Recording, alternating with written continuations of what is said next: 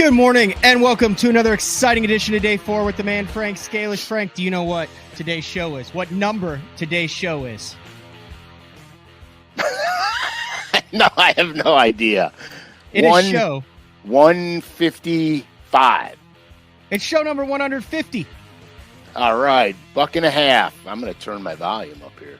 We made it 150 shows in. It's hard to believe that it was already 50 shows ago that you were sitting across from me in studio for show number 100. But I guess a hearty congratulations in a rather warm greater Cleveland area, correct? Yeah, I mean, you know, we had, it got really brutally cold, to be honest with you. And everything froze up like in 2 days, locked in.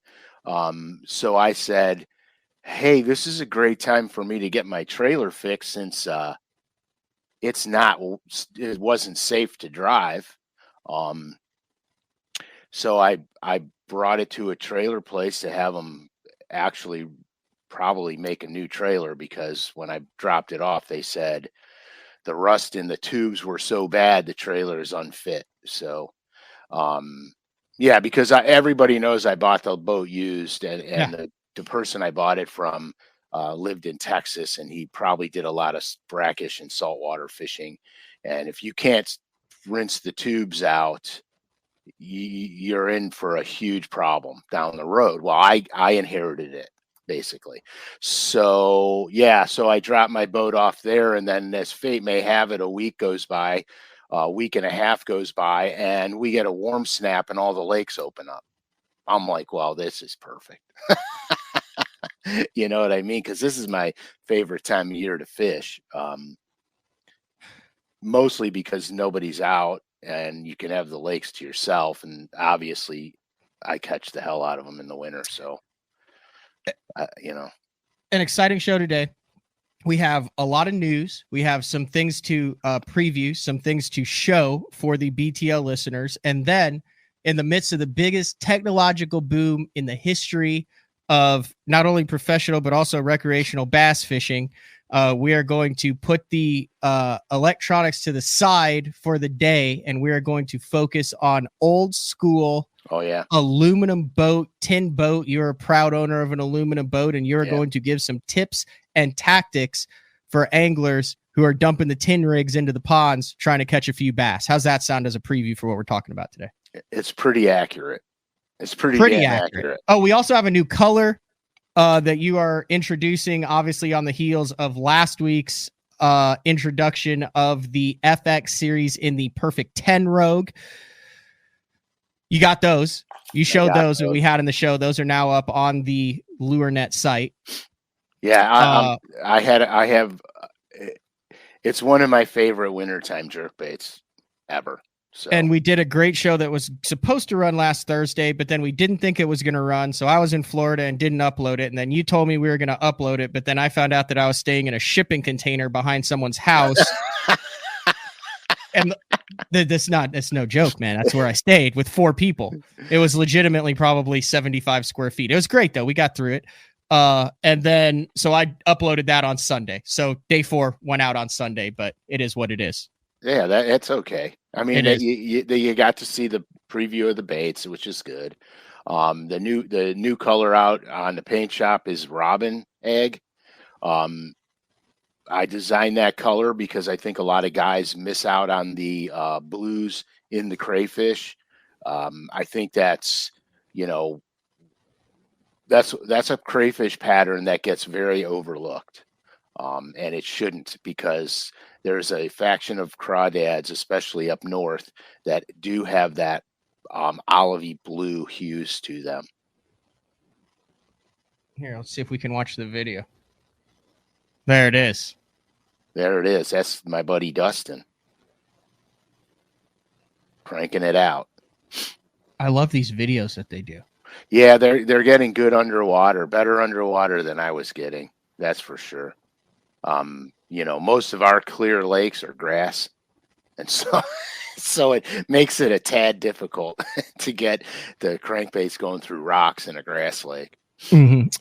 So the last time I talked to you, listen, my timetable, to be quite honest, is severely jacked up. I'm not exactly just trying to get everything, in order and ready to go because I had to Washita this week after a very average 98th place finish in the Open on Okeechobee, which was chaos. I sent you some pictures, and I think everyone kind of knows what that went down when we were on the phone last. We had a very heart to heart because your mind was blown after what I fished through with the 90 boats in one area. Yeah. And then the last time I talked to you, I don't think we've done a show since then where you drove like 220 miles round trip and went to 3 different fisheries and was never able to get your boat in the water. And it was an epic Frank Scalish rant. I wouldn't call it was a rant. It was an epic Frank Scalish rant that could only happen in the top half of the United States during a warming trend in the cold weather months. Yeah, I was trying to chase some open water. It was awesome. I was like, dude, you got to tell this story on the show because it was awesome. Yeah, so I mean, it was so crap, dude. It was my fault. I live up here and I know better. And we had the lakes opened up, so I was really excited about that. And a few days earlier, I had gotten out and I caught some pretty big fish, so I was really excited to go. So I choose a lake that's a little over an hour from my house. Well, all the lakes are over an hour from my house, except for maybe one. So I make the trek down there and it's like sheet of ice as far as the whole lake is glazed over because what happened was that the water temperatures hovering at 37.9, 38.4, which is freezing. Okay. The lake, obviously water freezes at 32 degrees, but the whole lake doesn't get 32 degrees or it would freeze a solid block of ice. So the surface layer of the water, the first couple inches of the water is freezing. Okay. Where once you get below that, the average water temperatures hovers right around 37, 38. You will not almost never get colder than that. Once you get below 3 feet deep, you won't get colder than that. So anyhow, we have this night and it was blowing, the wind was blowing like mad for like 3 or 4 days. Then the night we're going to get 21 degrees, the wind completely dies. There's no wind, and those lakes froze like that, ice over unbeknownst the whole to you. Yeah, and I should have known better because I'm not new at this game. So I took a gamble and I go out there and it's frozen. So I'm pissed. So I got to find a lake that has something open. So I start driving from lake to lake to lake, and then after about a couple hours of driving from lake to lake, I'm like, I should have just put my waders on and went steelhead fishing because the rivers were open and they were beautiful. And at that point in time, I'm like, screw it. So I mean, I got up at 4:30 in the morning. I got home at about 1 o'clock and I said, screw it. And I went 9 hours of driving 3 different lakes, locked up on all the ones. I talked to you at probably 3 and you were still rather heated at Mother Nature. Yeah, I was upset. But now, were you tempted to break the ice? Were you tempted to back down and try it? Was the whole thing frozen, or was the whole? You couldn't even see open water. There was zero open water. If I looked out there and I saw open water in an area that I wanted to be, I would have not hesitated 1 iota to go. I've cracked 300, 400 yards of ice before to fish.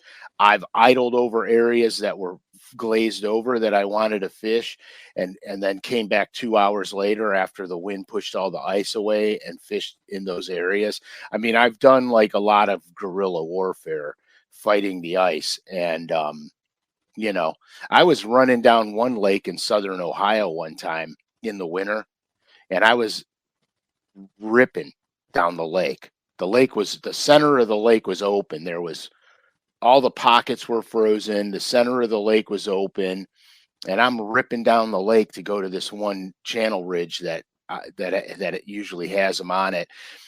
And all of a sudden, my boat felt funny, man. It felt funny. And here I am. I'm on like a 1/2 inch to 3/4 of an inch of ice, going 70 miles an hour, and my boat is on the ice. And I turned around when I shut the boat down. I turned around and there was a groove where I went through the ice, an open groove. Oh my gosh. And so I made big circles and Mhm. got my push pole and started pushing these icebergs out of the way to fish. And it turned out to be a crappy day. We wound up catching, I think we caught a crappie and a walleye and one bass. Multi-species day. Yeah, all on, jig and spoons.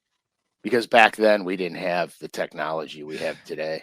Now, I've never experienced this, so I've broken ice several times, but I've always heard the veterans talk about, that time that they thought they could get out and they did serious damage to their vessel. So how does that work? If you break ice that's too thick, it'll literally like dig into the fiberglass of your hull? Yeah, that day I was on that lake in southern Ohio, I actually wore a groove out in the where the belly of my boat was. I wore a groove out right into the fiberglass from it. Well, what you have to do is you have to really go take your time and idle and rock the boat back and forth this way to get the ice moving, cracking. And then you have to take your time and you got to keep your boat at a pretty good angle because you want it to go like this when you're idling. A porpoise on it and then break the ice and then the boat moves through it. Yeah. Not recommending that we do this, just saying if you ever find yourself in that situation. Also, we have done safety shows. Highly recommended that you have a partner with you when you do this so you're not out by yourself. And the smart thing to do is to stay on the bank and wait for it to fully thaw. Right. I mean, the reality of it is that I've gone it alone in the winter, and it makes me nervous as hell because I've also fallen in the winter. But I wear a float suit, a striker ice float suit for ice fishing. And I'm happy to have it because when you fall in, you don't go down. You know what I mean? You float. But the problem isn't that. The problem's hypothermia because you've got less than 4 minutes in freezing, temperatures before hypothermia gets you. And you're getting it because stuff stops working. You can't. That's you. Fishing in cold weather right there. Right? That's you on the perfect 10 pause right there, just waiting for that line to tick. Just waiting for the line to go tweak. Oh, God. Bundle up, boys. We're going fishing. That's not Ralphie. That's Ralphie's little brother, right? I have no idea, dude. I believe so. That's so funny. Oh my gosh. That is priceless. And of course, don't lick any metal things when you're out there. Have you ever done that? Have you ever licked the metal pole? No. Like when it's freezing cold? No. You never have? No. Why? I had my hand one time stick to the reel. But I mean, it wasn't bad. I just had to dunk it into the water afterwards. But like I've had it to where the hand, because it was ice cold outside. But yeah, that's what I picture you. No, because the striker float suit actually you have really good mobility in it. The way it's designed, it holds your body heat in. Like when I fish in that thing, I wear jeans, I wear a long john shirt and a hoodie, and that's all I wear underneath it because you'll sweat your brains out in it. It's the most. Or you'll shoot your eye out. That's funny that you said you'll sweat your brains out because I think that movie's catchline is you'll shoot your eye out. That's right. That's the Christmas story. We're a couple months late on that, but actually just a month late. God, January flew by. It's already third of the way through February. I know. I can't even fathom. All right, we were talking about clothing a little bit. I know we've teased this in the past. We are 100% in the final stages. You want to preview some of the BTL and Frank SCALISH signature series line of clothing that will be dropping later this month on BassZone.com under the apparel tab? Yeah, lay it out there because I'm excited. All right. So I was talking to Catherine actually this morning about it, and it had been a while that we had worked on this, and we had several designs. I think we teased it a little bit in previous shows, but we'll just zip through some of the stuff. So we're talking higher quality t-shirts now, different types of hoodies with the metal bands that actually fit, kind of the a higher class just for the BTL stuff, some standard stuff, a couple new designs. Now, I'm really pumped about that one right there, Frank. That is the new Richardson 112 BTL mesh back hat that will be dropping. That is a rubber patch on that with the new design. I think ATS did an awesome job designing that. Yeah, I like the one with the green circle around it on the black hat. That's what we're going with. And then the same thing on the higher caliber of hoodie. You can tell it's got, I can't remember the actual name, but it'll be like $8 to $10 more than the standard hoodie, but it will not bunch. It'll be, like one of those, like me and you are both hoodie snobs, right, Frank? Pretty much. And I told Catherine, I said, listen, I don't care. Like, I would rather spend an extra $10 on a hoodie that I can wear and throw in the washer and it doesn't poof up on me. Right. And that it lasts. That's the key thing. So we're throwing a woman's piece in there because there are some wives that are held hostage and are forced to listen to BTL. I hear about it every time I meet the listeners. Like, oh, you're the guy that I have to listen to or watch every single day. Say with you, Frank. And then a youth hoodie. We're going with a quarter zip because I am approaching 40, and I think that any classy individual needs a quarter zip. I like quarter zips a lot. I wanted quarter zip hoodies too, or at least with a 3-inch. I have tried, and Catherine has tried to find the right quarter zip hoodie that you have wanted, and it just does not exist anymore. Yeah, it's like a OG Wigglewort, Frank. You're gonna have to thrift it and then get it screen printed on that. That's right. I swear to God, I have a tailor down the street, and I take some of my hoodies there, and they cut 3.5 inches and put a zipper on it for me. Yeah, and I was also looking at like some of the hockey lace hoodies, but we're just sticking with this. All right, here we go. Now these colors are going to change. This is going to be black t-shirts, but we're going with a high quality hoodie. The neck won't stretch out. Let me zoom this in here because this is your design. BTL on the front patch, the largemouth, spotted bass, and smallmouth bass that you drew. This signature is obviously going to be down here. They're going to change that, but that is what that shirt is going to look like. Those are all the 3 species that you drew. Right on. And then if you have a favorite, like a largemouth or a smallmouth or a spotted bass, there's the largemouth. There's the small. No, that's the spot right there. Yeah. And then there's the smallmouth. Yeah, I love that, dude. And then I was not expecting this. And this is cool. I think these are going to be cool hats. Look at this hat.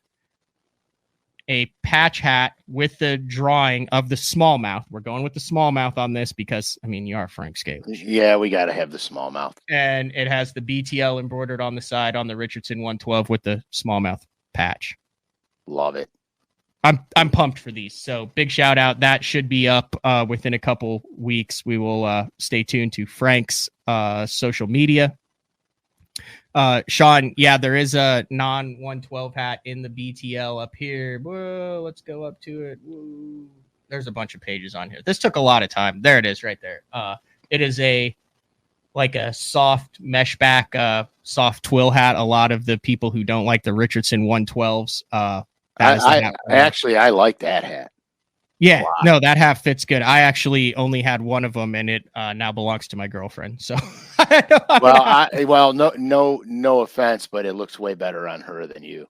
I would 100% agree with it. So yeah, there is an option in that hat, and then these are just the standard hats. I will have, and there will be a limited amount of BTL clothing available at the Bassmaster Classic, but the rest of it on the BTL website. So thanks for being patient. I actually looked at the basszone.com numbers on the website, and it's like the 3rd most traffic site is the shop BTL page. So I was shocked.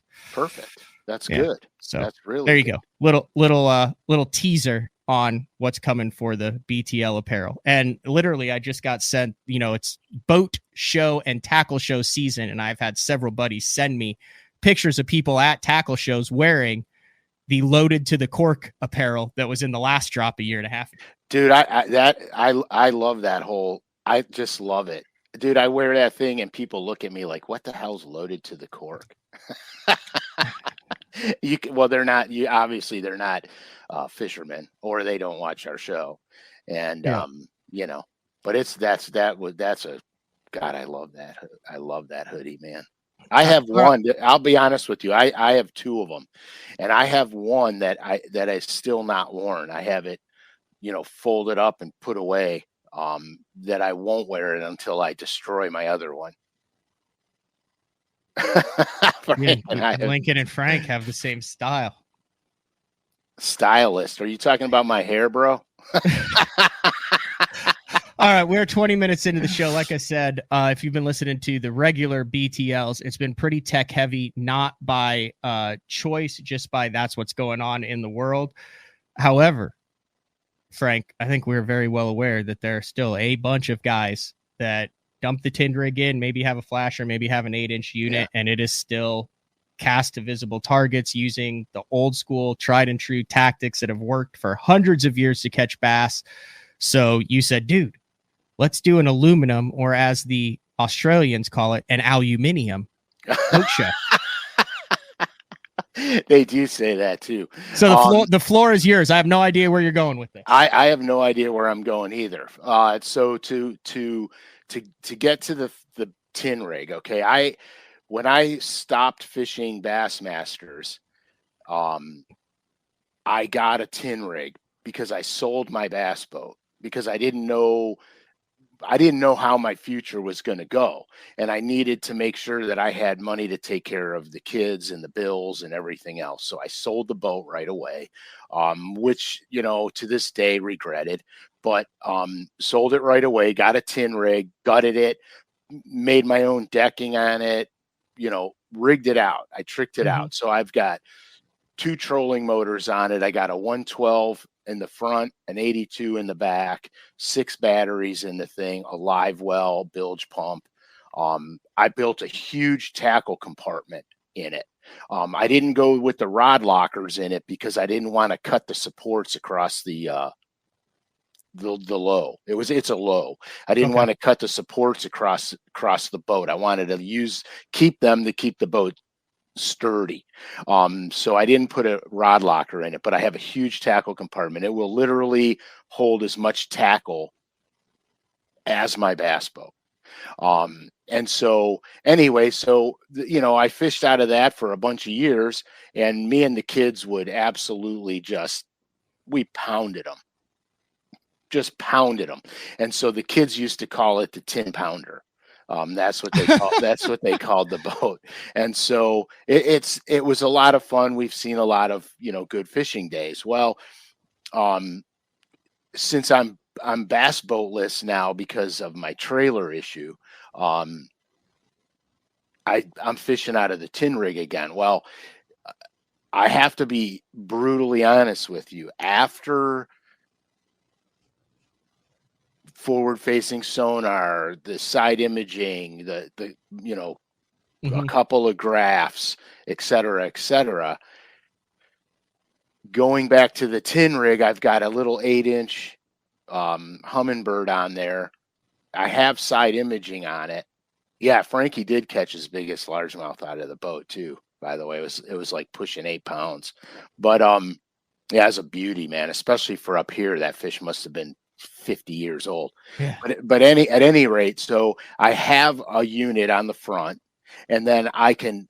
It's a quick disconnect, and I can take it to the back and hook it up to side imaging, and then that's really smart. And then tiller around the side image, put the waypoints in, clip it back up front, and go on my way.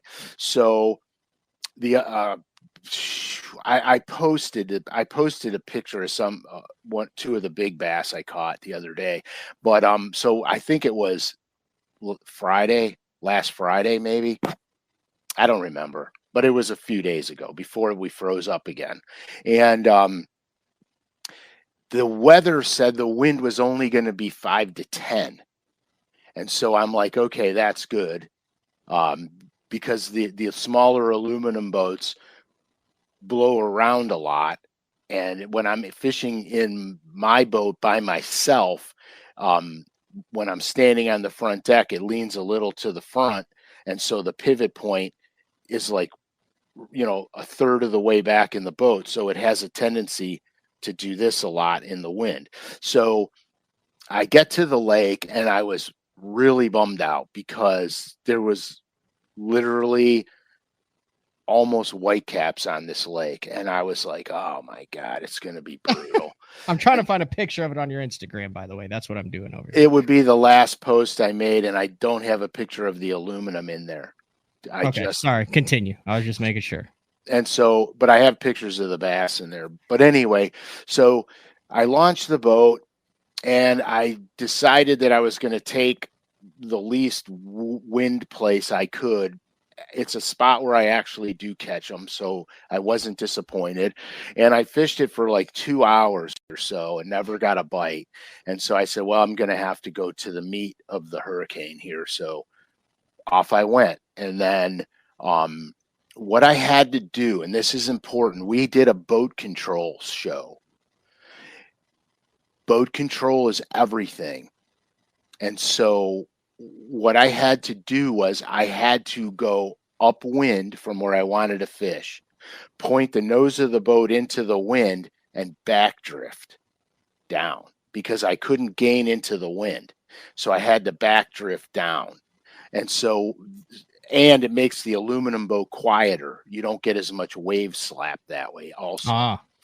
And so I would use it to backdrift down, and then I would just fish normally, only I wouldn't be working into the wind, so to speak. I would be, letting the wind push me back, but not blow me back. I put my trolling motor on the lowest speed I can go to almost maintain neutrality.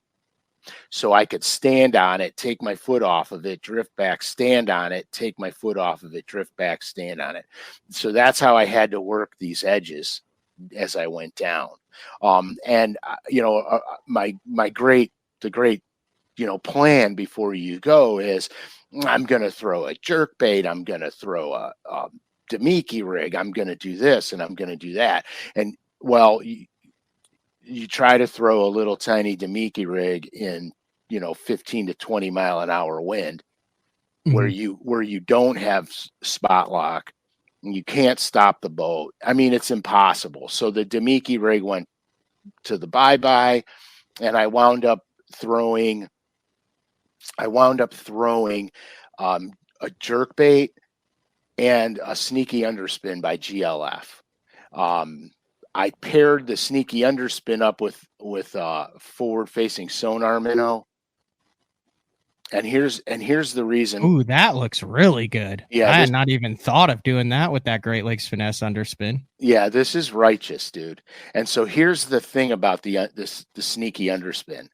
Now, the particular lake that I was on had sporadic and isolated grass, okay? Which is kind of what I look for on any grass lake, is where the grass is broken and sporadic. So the way the design is on the sneaky underspin, I'm not going to get into the lures. Pause real quick. It is literally, I didn't know this. I was like, okay, you've made your point that it's sneaky. It's literally called the sneaky underspin. That is the name of the underspin. Right. I thought you were just letting people know that it was a sneaky option, but it is called, as I pulled it up right there, the Great Lakes Finesse sneaky underspin. Correct. And so if you look at the design on the bait, you can leave that picture up there, actually. It's easier than me going through this one. So if you look at the design on the bait, if you the way the shaft comes down for the spinner blade, okay, the bend is towards the back. The shaft is on an angle. If you look where the line tie is on the head, okay, and how the head rolls down and angles towards the shaft of the blade, this bait literally slides right over the grass. So when you get it into contact with vegetation, it literally slides right over it and right through it without fouling up. The other thing I like about it, the hook it's a thin hook, but it's not a weak hook. It's a very strong hook. All right. And it's like a needle. This is needle sharp, and it's very important. It's very important to have that, because I'm fishing it on 8-pound test or 6-pound leader line. All right. I'm using 10-pound braid and then a leader of 6 or 8-pound fluoro. So it's very important to have that needle sharp hook, because you're not jacking the fish. You're just leaning on them, and it penetrates. And every fish that I catch, the hook is right in the roof of the mouth on it, and it's pinned, which is another thing. So and the other thing I like about this design is you see how the head is shaped? Mm-hmm. Okay. So if you look at the shape of that head on it, if you put a paddle tail type swim bait on it, it doesn't kill the action of the swim bait. The bait wobbles with the paddle tail. It wiggles and wobbles with the paddle tail because the shank of the hook is not so long that it encompasses the moving part of a paddle tail swim bait. So it's right in the head of the bait. So I chose that bait because I can cast it out, feather it down, and I can feel what I'm hitting with it grass wise, even wood wise, because there's a lot of stumps in this place, even wood wise, and I can slide it right over the stuff. So I know that if I'm in the stumps, I'm too deep with it. So I got to count down less seconds, and then start my retrieve, because I want to keep it above everything. So you're using a lure based on the fact that you're going into the wind. It's windy. You're not able to pick apart the thing cast by cast because you're not in a heavy glass boat. So you intentionally picked a lure that you could fish effectively into the wind because of the vessel that you were in. 100%. Okay, that makes sense. That's a big key to this, is throw something that is conducive to what you're able to do. Well, because you have to be able to fish effectively. And you have to, here, the only difference between this and a Demiki rig is the blade. Mm-hmm. That's the only difference between the two. Okay.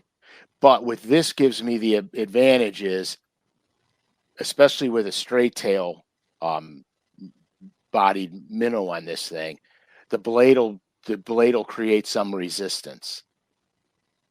And then with that resistance of the blade, okay, you can keep it higher in the water column at a slower speed.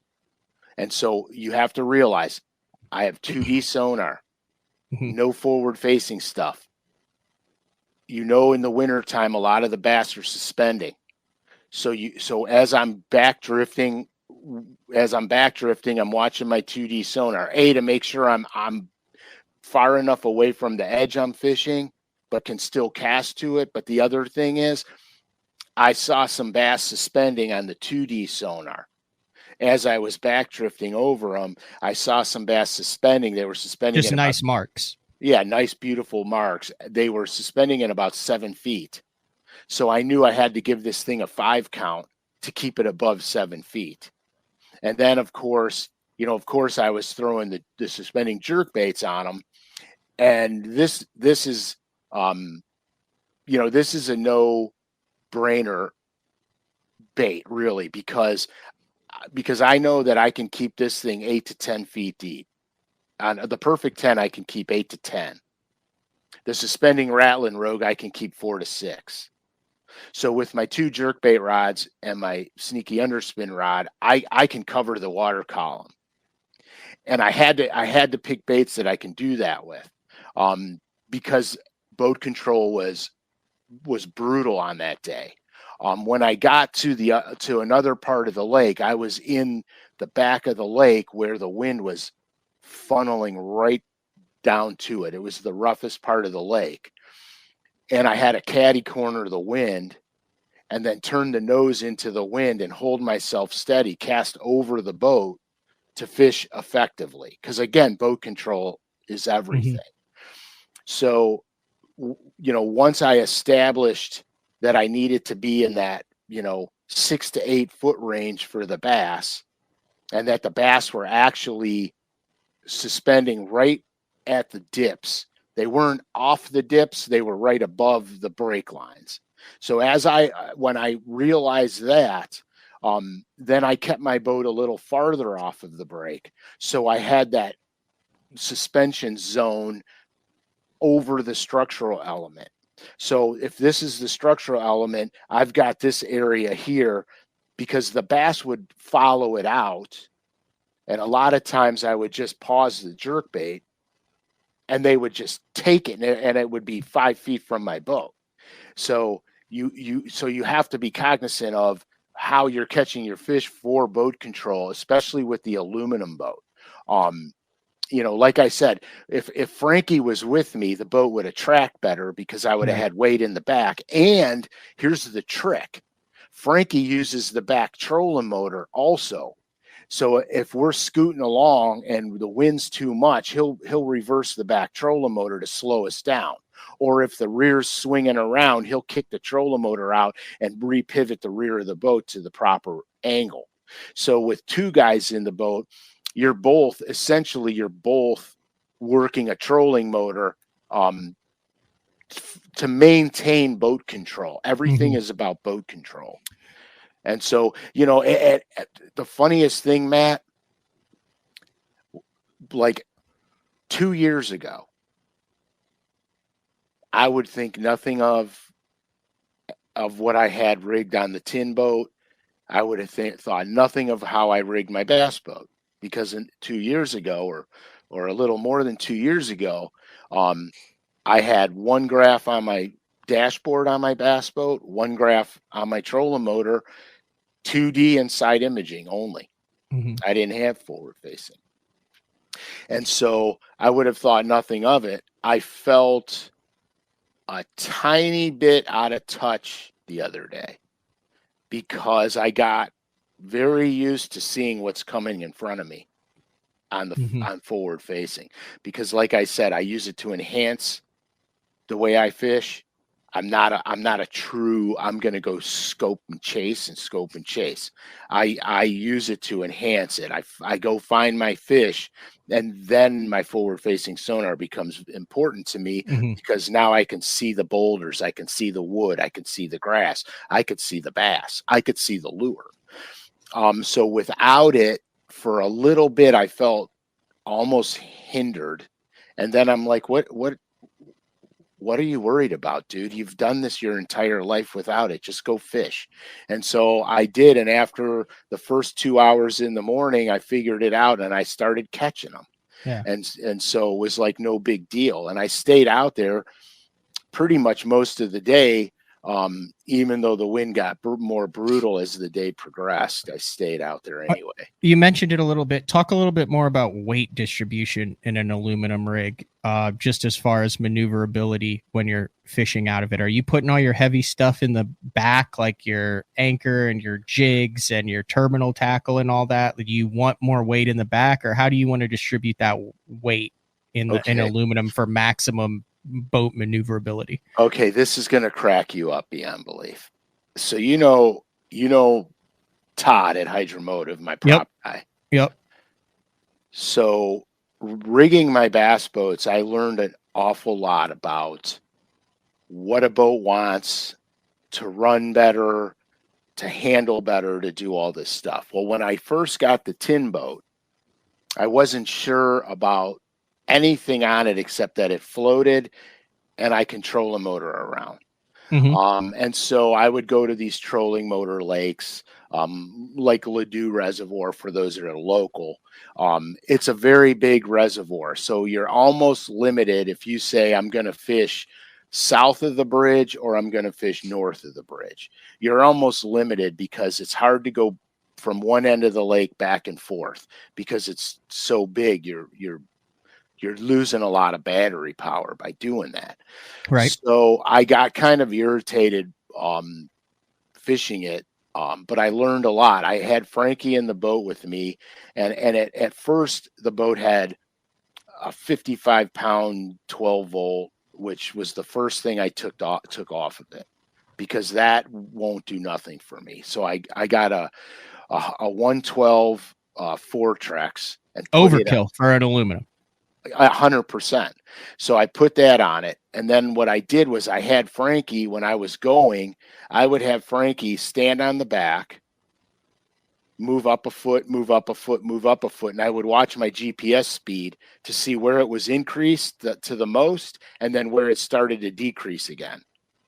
And so I realized that in my boat, you wanted to be just above center of the boat for maximum speed.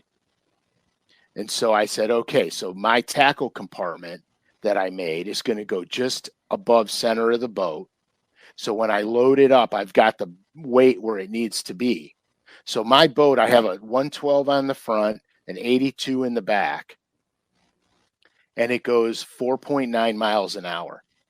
Wow. Yeah. And I have 6 batteries in it. So I put the 3 for the 36 in front of my tackle compartment, and the 2 for the 24 in the back, and the 1 for the locator in the back. So what I did was I offset that weight. And he also used me as a dog, rabbit dog once. Yeah, I did. I'm like, go in there and kick that shit over there. Rabbit runs out. And That's not safe. No, it's totally safe. Okay. So you're tweaking it. So everybody, even if you have a big motor on the back for the performance of the aluminum, it's going to be different for each brand. But since you are in an aluminum that's way more sensitive to weight, you need to figure out where that sweet spot is, and that's where you put your spare anchor, your terminal tackle, your jigs, your heavy baits, your plastic, stuff like that, if you can, in that section to level that boat out so you're the most stable and have the most speed while you're on the trolling motor. 100%. And so, it doesn't take long. Literally, you can go out and do it in an hour. But you need 2 people to do it, because you have to have the guy with you gradually stepping forward onto the boat and you watch your GPS speed. You'll see it. Oh, I gained a half a mile an hour. Ooh, I gained a mile an hour. I gained another half a mile an hour. Ooh, I just lost a half a mile an hour. So then I would tell Frankie, step back 1 step, and he'd step back, and I'd pick it back up. I'd go stand there a minute, and then I just take a piece of tape and put it on the deck. And I would go, that's the sweet spot. That's where everything has to be in the boat to maintain my speed. And so that's how I set the boat up. Okay. That's cool. And then the thing I didn't do is I didn't spend money on a spot lock for it. Because at this point in time, I redecked the whole thing. I built the whole decking, reran all brand new wiring, the whole 9 yards. And yeah, Frank Schill, forever known as the Beagle. I was my dad's Beagle forever, guys. I just want you to know something. We would go rabbit hunting, and we're going off on a tangent. We would go rabbit hunting, and I would come out of the woods gashed, bloody, and bleeding from all the multiflora, prickers, and briars. I would have so many briars on me, it was like I wore a fur coat. And I had to learn how to shoot rabbits like at a blink of an eye, because if I wanted to get one, I had to shoot it when I was in all the crap. And so that's what, so Frankie was only my bird dog a handful of times, where I would go rabbit hunting with my dad, and we'd get out of the woods and I'd be lost weight, because my dad would just stand there like this going, yeah, you got to go over there. You got to go over there. Would you point? Like when you saw one, would you go on point? Yeah. No, actually I would go, there he goes running right. Okay. So they know which side to look for. You know what I mean? You just hope he doesn't run straight at him, because you're in the line of fire then. No, they would never shoot that way. But and so what would happen was I just learned how to shoot really fast, and I would shoot them before they got out of the thick crap. Okay. Because I got sick and tired of going rabbit hunting and not killing nothing. Yeah. And so I'm like, this is crap. So I learned how to become very fast on the drop. Okay. Anyway, that was. Sorry, what were we talking about? Setting up the aluminum. Yeah. Oh, you're talking about how you didn't put spot lock on it because you spent a lot of money redoing the boat, so you went with a 4Trex, but it was a 112, so you made sure you had enough power to it. Correct. And I put an 82 in the back, because another 112 in the back, I found was kind of overkill. It didn't help my speed out all that much, believe it or not. Because I want the front pulling. I don't want the back pushing as much. I want the front pulling. And so it worked out really good. The boat's seen a bazillion bass coming over the sides of it. It's been a great boat. And then when I got my bass boat, I started putting more of the money into the bass boat, not the aluminum boat.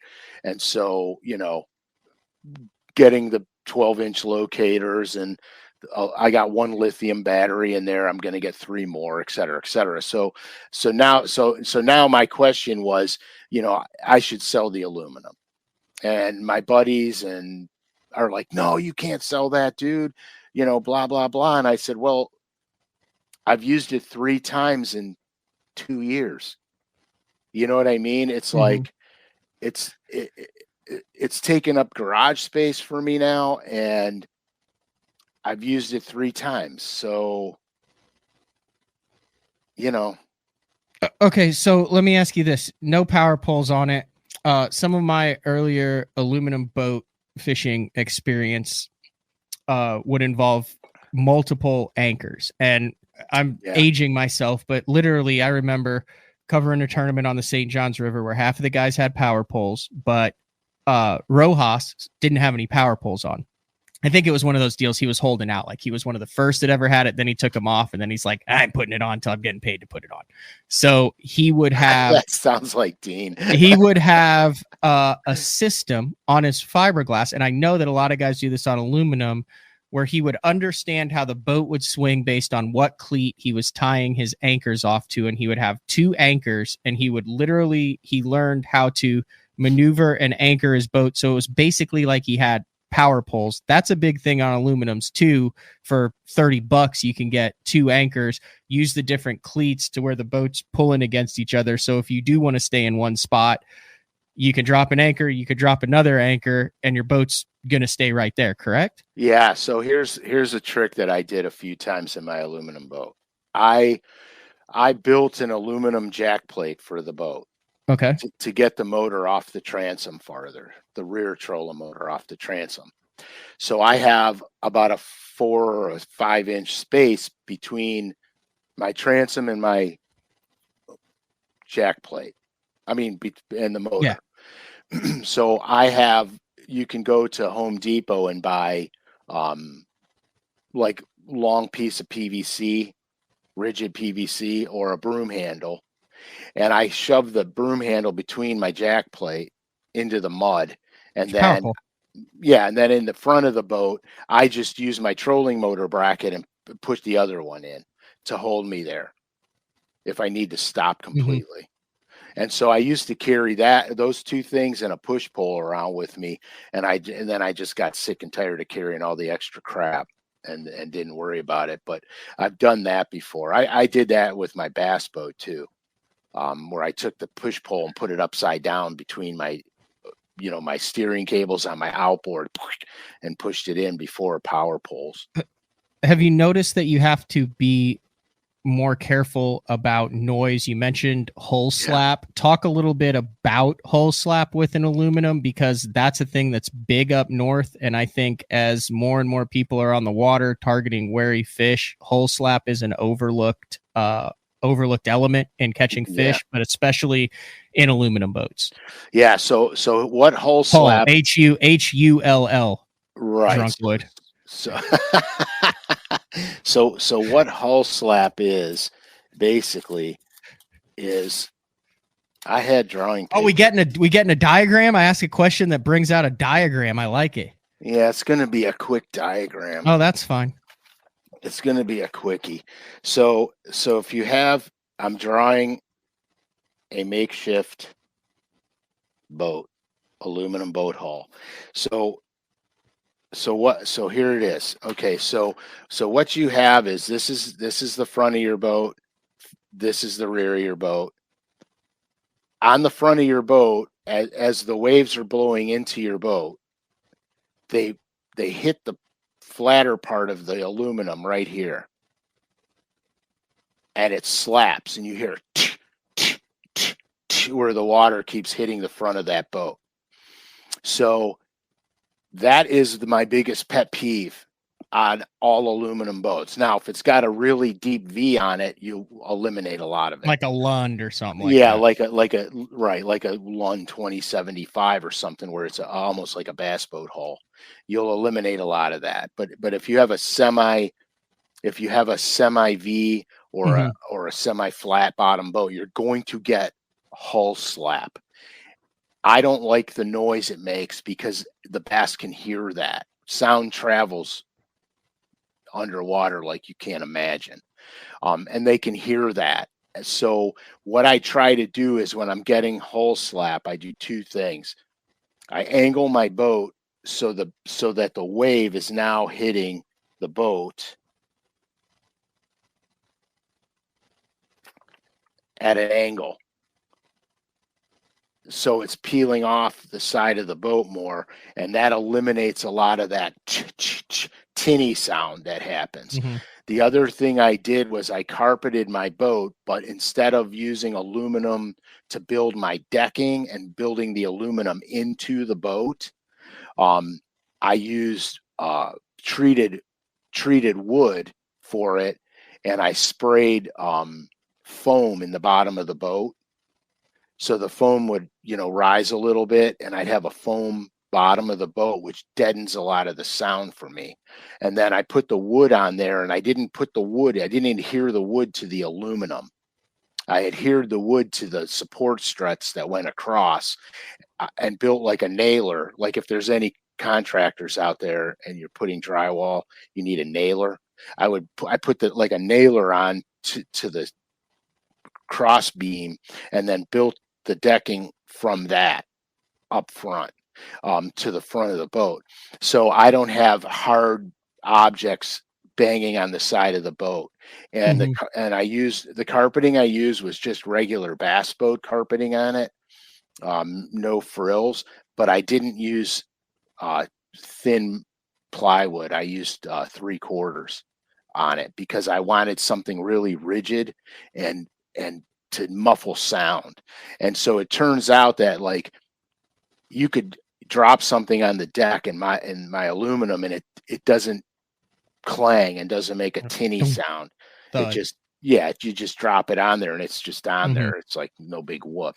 But it sounds like what you're saying is if you have an aluminum, one of the little things you can do is you could pad the inside. If you have metal boxes, things like that, you can add some sound dampening material to them to really help it, especially if you got a clumsy partner. Right. And they make these rubber floor mats, and Home Depot sells them. It comes in rolls, like, so you can get long rubber floor mats. They're fairly thick and they're corrugated. They have a non-slip carpeting top, so to speak. It's not true carpet, but it's like that. I line my compartments with that too. I even put that in my bass boat in the compartments that didn't have carpeting in it. Because it's waterproof. Two, it's a sound deadener. I'm surprised you're selling this. You're considering selling it because you don't know. When a trolling motor only gem is going to pop off in the next 5 years, because those are kind of all hidden secrets. I think every state has those little hidden. I know I can think of 3 in Oklahoma right now. Yeah, and you can't even put a big motor in if it's trimmed out. It's got to be a trolling motor only, and they are gems. They are, and I know it, and I'm waffling back and forth with it still, but I don't know. I just don't use it enough. It's not. I don't want to say it's not fair to the boat because the boat doesn't know shit, but I just. You know what I mean? It's taking up space. I don't know. In your opinion, so one of the things in a aluminum, and we're talking like kind of a smaller aluminum, not like I think Drunkwood has like a Vexus, and there's a lot of aluminums that have some fiberglass elements where it's just like a bass boat. I know I just saw James Niggemeyer in this past tournament. He had a badass Ranger aluminum that he was using. There's a bunch of different brands that are out there that fish like tournament bass boats, but these are like the kind of smaller at-home projects. But if you were to build out an aluminum, a 14 to 16 aluminum, what is going to be most important for you as far as building it out, like storage or just certain things that are very handy to have in a smaller aluminum boat? Storage is critical. I want nothing in the way. If I could have put a rod locker in it, I don't know if I would have. Not as important as you would think it would be a rod locker. You'd rather have quality storage and just throw your rods on the front deck. Yeah, because here's the thing. I want to keep my tackle dry. First and foremost, I want to keep my tackle dry. I want to have enough place for when I start to peel layers off, I can put the clothes in a compartment. I don't want them laying around on the boat. I don't want anything in the way because you're talking about a confined space. So I want it free and open. Like my boat is almost 100% a full deck, except I've got one area in it, so you could sit and put your feet on the bottom of the boat and use the rear as a tiller if you wanted to. Other than that, and it's only probably 12 inches wide, maybe 15 inches wide. Other than that, the whole boat's a deck. So I can literally walk from the nose to the back and never miss a beat on it. So that's important. The other thing is the trolling motor. Trolling motors are important. Like I have a 3-bank charger on mine in the back. No, in the front for the 36 volt. I have a 3-bank charger. I have a 3-bank charger for the back, but I don't have that installed in the boat. I mounted it on the wall in my garage. So when I push the boat in there, I just grab the leads and click them on the batteries. So it gives you some more room. Yeah, so it gives me more room back there for an anchor and my ropes and stuff. That's smart. The other thing everyone knows for aluminum specifically, like the John Cox guys, is you can go places that fiberglass can't. 100%. Do you do a lot of research when you took the aluminum out a lot as far as, hey, it's almost like a kayak to where you can get away from a lot of other people if you do a little bit of research? I don't know so much in Ohio, but a lot of backwater areas, especially when you get further south, a lot more room for kind of planning a day of exploring than trying, especially if it's windy, than trying to sit out there, which you just showed how you can do it with boat positioning and anchors and drifting backwards on but main lake stuff that would be better suited for fiberglass. But there's also advantages if you plan it right to where you can take that thing that no one else can go. Yeah. When I first got it, I was excited because I got to fish lakes that I'd never really fished before. And they were fantastic, dude. Fantastic. So that was fun. But Ohio passed a rule now that you could put a bass boat on electric lakes. You just can't use the outboard. And so when they did that, it kind of almost took away from the coolness of having the aluminum rig. I shouldn't even call it an aluminum rig. I'll just call it an electric motor only rig. It kind of took the coolness of that away. And then with the advent of lithium batteries, now your bass boat can handle the stress load of fishing off the trolling motor all day. So, so that's kind of where I got to this bug in my head to sell this thing. Because I like to fish out of my bass boat, only because everything is in it. I don't have to gear down. Like what I did was I made separate tackle stuff for my aluminum at one point in time. Whatever I put in my big bass boat, I put in my aluminum boat, only not as many. So the boxes were smaller, but the array of lures was the same. So whatever I would encounter, I would have it in the tin rig. And then it got to be a pain in the ass keeping track of what I'm taking from where, doing what. So now what I do is I just go, okay, I know the pattern is going to be this, this, and that. So I grab that stuff, throw it in the tin rig, grab 5 rods, throw them in the tin rig, and I'm off to the lake. And that's what I do. Now, there were times where I would make the wrong decision, where I would go, I'm not going to need those because that's not happening. And then I get to the lake and that's what's happening. That was the frustration that led me to load my tin rig exactly like my bass boat. But then it was just ridiculous. I mean, it was ridiculous to keep up. So now I just pull boxes out of my bass boat, throw them in the tin rig and roll. But when you're on the water enough, you kind of know what the patterns are anyway. And then you bring a couple things where it could change to this or it could change to that, and you bring a couple miscellaneous things. I found Ziploc bags and a duffel bag were a really good friend of mine, because I would be like, well, it could be this, so I'm just going to throw 2 bags of this. I'm going to throw these 5 crankbaits in case it's a deep diving bite. And then so I can pare everything down and not get carried away. The other thing I do in the tin rig, because I don't have rod storage in mine, I use rods that can do multiple duties. So I'll bring one rod, and I say I can flip and pitch soft plastics with this. I can throw a jig. I can drag a football jig.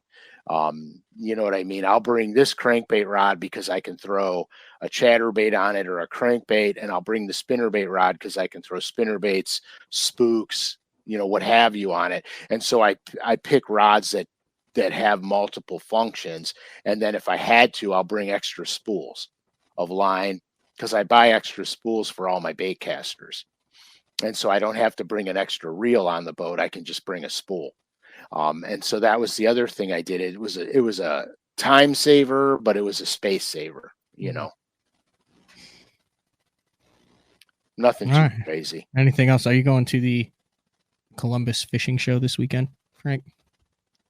I am not going to the Columbus fishing show this weekend.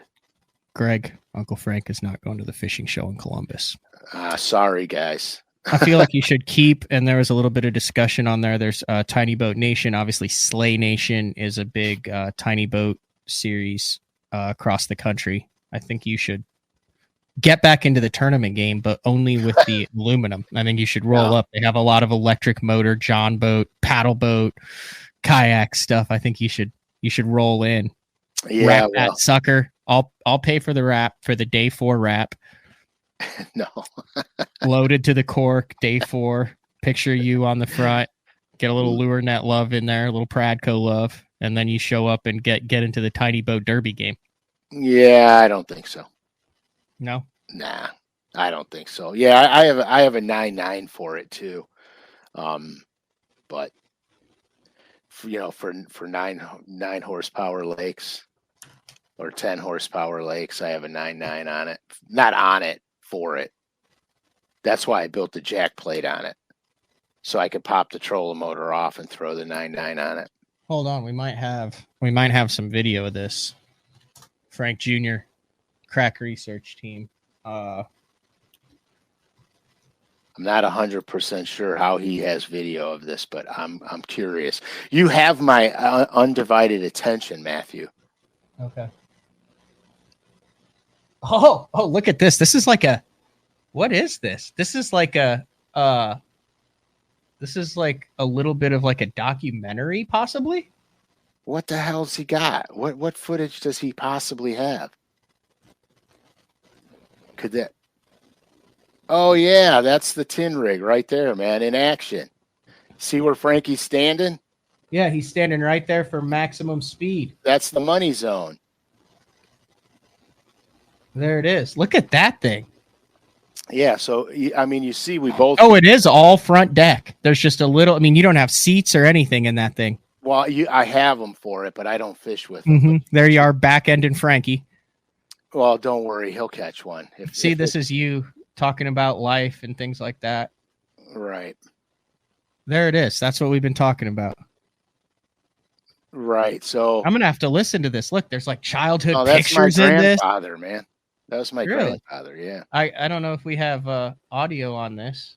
I mean, I don't have audio on this. Oh, there's some drawings, but yeah, you're talking about that. Holy cow! We're gonna have to go back. So to find this, all I did was go into YouTube and I searched "bomber all water runs deep." Oh yeah, all waters run deep. I remember that. Look at that. There's the tin rig right there. Oh, good job on the net there, Frankie. Should have had that one. There you go. He's like an osprey, dude. But yeah, so they introduced this video, was like a small documentary video when I started to work heavily with them. But you see the jack plate in the back of the boat on that picture. But All yeah, right, let me post. that was a fun day, actually. Hopefully, that's the link. I don't know what link I just put there. It's some link. It's a link to something. You better make a disclaimer right now. You guys just remember the perfect tens are out in the in all the FX colors, and they're gorgeous, dude. I mean, they're really good looking baits.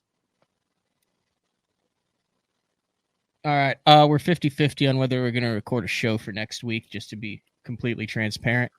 I'm doing some recording for regular BTLs next week, recording Drew Gill. He's like 21 years old. He went BFL college Bass Pro Tour in like 3 years out of Illinois. I'm like, He's super young kid. He's I'm looking forward to talking to him today. Spends all of his time on the water. So, but yeah, we're also going to try to figure out how to slide in some other time. We do have an announcement though. In March, the week before the Classic, you talked about the sneaky underspin. Yeah, I met these guys at the ICAST this past year. Great Lakes Finesse was a recently acquired company by, was it Pradco? Yeah. And you're going to have the Great Lakes Finesse guys on day 4? Yeah, I'm going to have Dan Miguel on, I think the 14th of March. Yep. That'll be a freaking awesome show. Yeah, he's got some really new stuff coming out that is so wicked cool. Oh, they've got new stuff coming out. Yeah. Ooh. I probably dropped the bomb on that a little too soon. Really? But we're known to do that on this show. Yeah, because rules don't apply. Right now we've got the snack craw, the flat cat, the drop worm, the drop minnow, and then some that cool that tube head is sick. That tube head is sick. It doesn't roll over on you, so when you're snapping a tube or scooting it along the bottom and you stop it, it doesn't have a tendency like a round tube head to roll over. And the hook in it is a beauty, dude. It is a beauty. Yeah, they're kind of along the line of simplicity is good. Like, it's not what they do for the smallmouth, and what we're seeing with that is they're doing stuff that is the right size, the right buoyancy, and the right micro actions in the water. Correct. that catch some of the biggest fish in the lake. That is actually correct. And here's the coolest thing. The Great Lakes Finesse was designed for smallmouth by smallmouth guys that literally spend 99% of their time chasing bronze. That stuff plows the spotted bass, dude. And wait till the spotted bass guys start throwing some of that stuff like on Lanier and some of the really good spotted bass lakes. It's gonna come into its own. It's gonna have a whole new demographic. I'm catching largemouth on this stuff. Yeah, it's really good. It's just really subtle.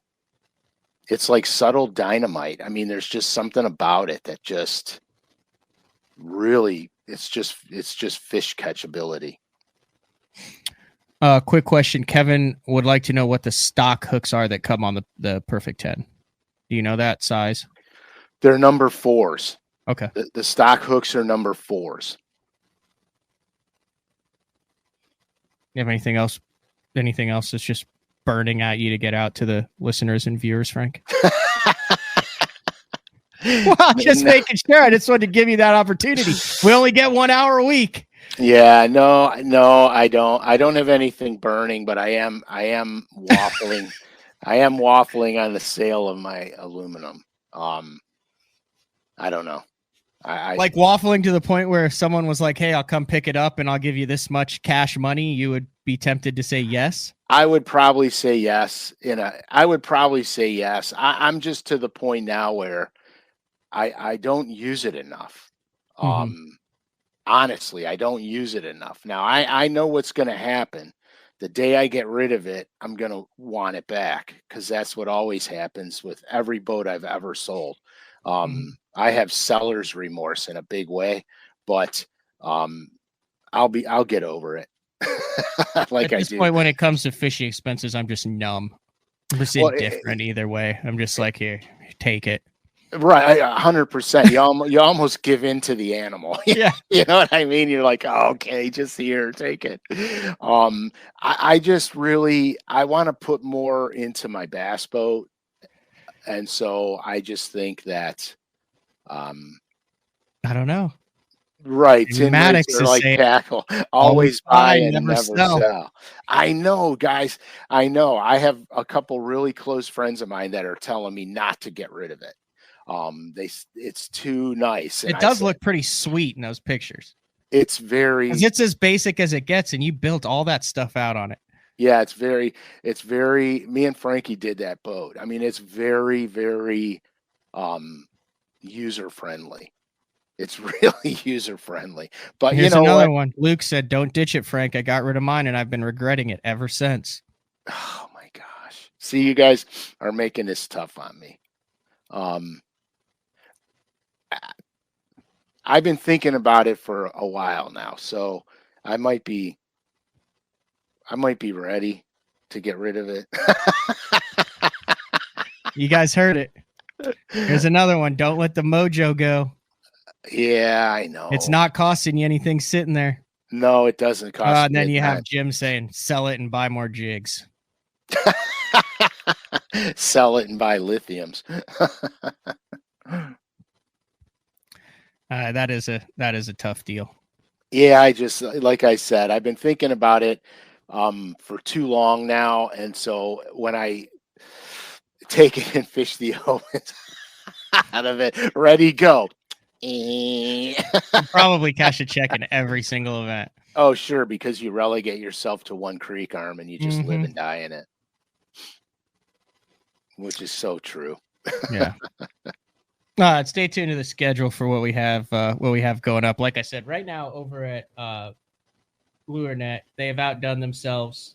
We've kind of been sporadic on the live shows, but if you go over there now, they have a bunch of different colors, a bunch of new stuff. Like I said, the FX Oh yeah, colors, the new Robin Egg Craw that Frank designed, and the Bandit 200 limited run. They still have the middle and deep baby ends in the limited series and the Craw series, and the Graffiti Craw series in the Booyah. Are they one hard, knockers and hard hard, knockers? hard knockers and one knockers. The Yeah. Booyah one knockers and hard knockers. So I will say, just from the time, Frank, that we started doing day 4 with Frank Scalish, the LureNet site, aside from the time we crashed it in a minute, they have really done with the Color 7.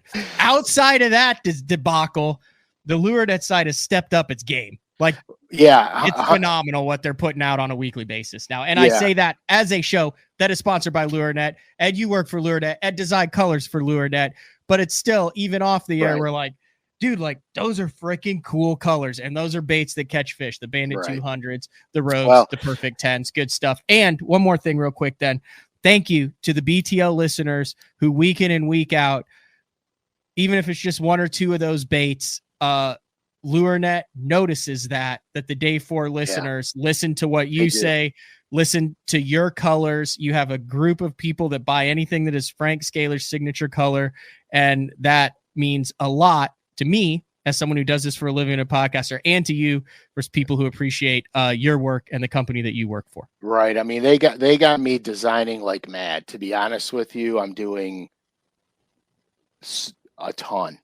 And a Like lot of that is because of day 4. right, like a ton because which is great for me because I always wanted on some of the brands, I always wanted step ups in colors. And back in the day when I was fishing Bassmasters, I designed for a lot of these brands already.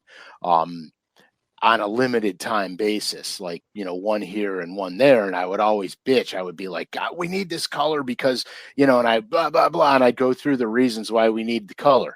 And there's a lot of red tape, especially back then, a lot of red tape. And now it's to the point now where they're like, hey, just do your thing. And so I'm making colors and doing all this stuff.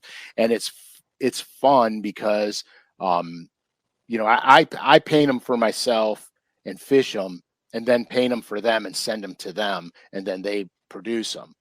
So I'm seeing how um, the colors actually work and catch fish in various water conditions, et cetera, et cetera. So it's not BS. You know what I mean? It's just these are fished colors before you even get them. They're already fished. And I have received word that the BTL 23 code still works. I don't know if we're allowed to. Okay, well, hell, if it still works, use it. When my wife questions, I remind her that trophy trophy husbands don't come cheap. That's fabulous. Trophy husband. It was BTL 23, right? Yeah, it was the previous one. Yeah, it was. And it is now 24. So, but I think the BTL 23 is still active. It might not be active after this show, but as of right now, it is still active for 15%. Hey, I want to say kudos to the dude who plugged that in. Yeah. You know, wait to that's the sneaky underspin in action right there. This is one of the many things that I am woefully behind on, Frank, is getting caught up on the LureNet stuff for 2024 and getting a new. One of the things we're not behind, though, is we are approaching nailing down our schedule for the 2024 Bassmaster Classic on Grand Lake in Tulsa, Oklahoma. I thought we've picked times already. We did. I don't know if those accepted. Yeah. Like that's done. Do you have them right there with you? Yeah, I think Saturday 12:30 at the Pradco booth and Sunday noon at the Pradco booth. Okay. And then I got to get with you on the Bass Tank booth because we're going to make an appearance over there too. We are. And what we have, you said there are 100 or a bunch of the color number 7s that you will be, is it giving out to? Yeah. Free. Like you show up and you say, "Hey, Uncle Frank." Yes. You say, "Hey, here's the color 7." Color 7. And you'll be signing them too, Matt. You're not getting I will be standing next to you managing the crowd. That's what I will be doing. I will be your crowd manager for the Classic. I'm gonna have you open all them damn packages. Is what you're gonna do. You're gonna have 50 staples in your fingers by the end of the day. Yeah. Oh no, I hate opening those things with the have you? I got a big rod tube of Denali's in Florida, and I kid you not, it probably took me 15 minutes to get those industrial staples out of the top around the plastic. It took me so long to get the rod tube open. I felt incredibly dumb. Well, yeah, I got this little pry tool for taking those plastic clips off of your car stuff. Mm-hmm. It's literally about the size of a screwdriver. That'll go. You put that in the thing and poop, and it comes out in a second. And you don't gash yourself on those industrial staples, which are like mini stilettos. Yeah, they will. In my earlier days, I may or may not have been stepped on by one of those by choice. And I was referring to the switchblade knife, okay, not the high heel of choice. Oh, okay. LureNet's gonna have. Yeah, I'm sure they love what we're talking about. We go back and forth to them. They're gonna have stuff for sale at the Classic this year. I'm not. You don't want to speak on that. Dan will cover some of the Great Lakes finesse stuff, and he could. I'm assuming they'll be at the Classic too. Oh yeah, he's going to be there.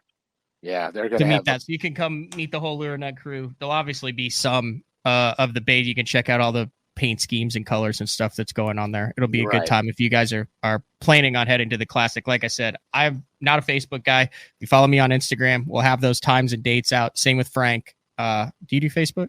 No, you know what? I have it. I don't open it. I opened it for the first time the other day because my buddy sent me, he messaged me a picture of a boat he's buying.